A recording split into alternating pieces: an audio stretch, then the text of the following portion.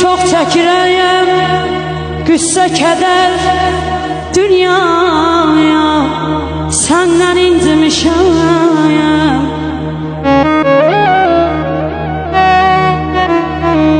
Ağlamağıyam olub hədəyər dünyaya, səndən incimişəm.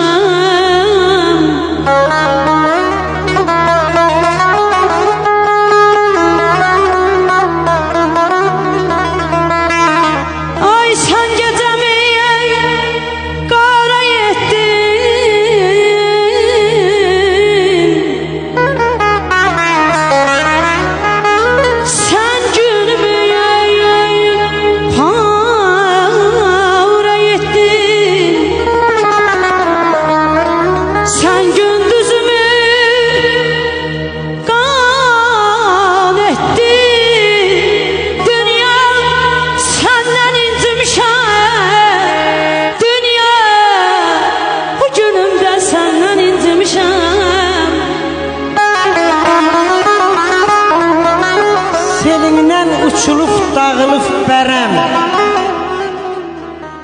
anam gül dərmiş dey mən çiçək dərəm.